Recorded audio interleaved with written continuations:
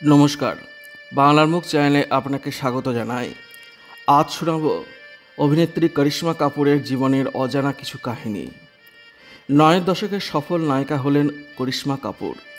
রাজ কাপুর পৌত্রী শুধু star kid বলেই নয়, নিজের প্রতিভার জেরে বলিউডের শীর্ষস্থান দখল করে নেন। রূপ, যৌবন, কেরিয়ারের সফলতা সবই থেকেও নিজের ঘর পেলেন না করিশ্মা। মেয়ের জীবনে মা ববিতার অতি নিয়ন্ত্রণ কাল হয়ে গেল।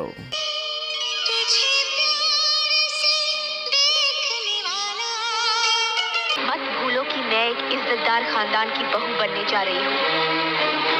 हमारी शादी हो रही है। खिले जब ये खिला रूप सुनहरा, 100 चांद बने जब ये बना चांद सा चेहरा। ববিতাও ছিলেন বলিউডের নায়িকা। খুব বেশি ছবি না করলেও যে কটি করেছেন বেশ নামী অভিনেত্রী ছিলেন।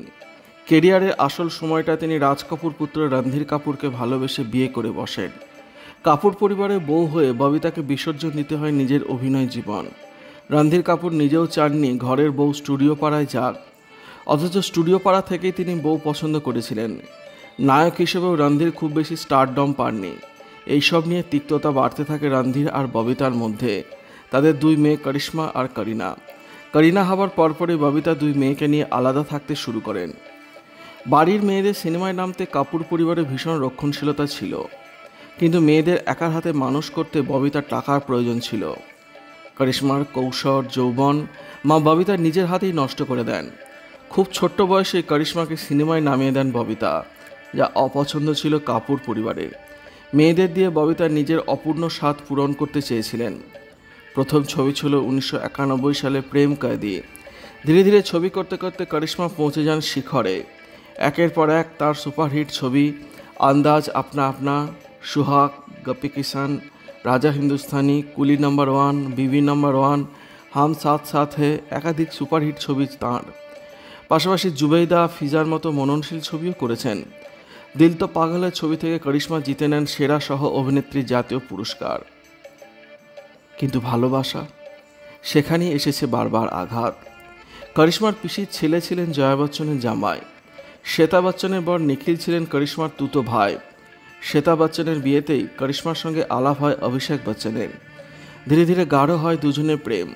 করিশ্মা অভিষেকের থেকে বয়সে বড় হলেও করিশ্মাকে পছন্দ ছিল জয়া বচ্চন এবং অমিতাভ বচ্চনের। অমিতাভ 60 বছরের জন্মদিনের পার্টিতে ঘোষণা করেন অভিষেকের বাগদত্তা হবেন করিশ্মা, কিন্তু তারপরেই ভেস্তে যায় বিয়ে। জয়ার ঘোষণা মিথ্যে হয়ে যায়। কেন এমন ঘটল? तुम्हारे कदम चूमे ये दुनिया सारी। তখন করিশ্মা স্টার হলেও তার ঢলতি কেরিয়ার। অভিষেক নবাগত হিরো হলেও সেই অর্থে হিট ছবির মুখ দেখছেন না।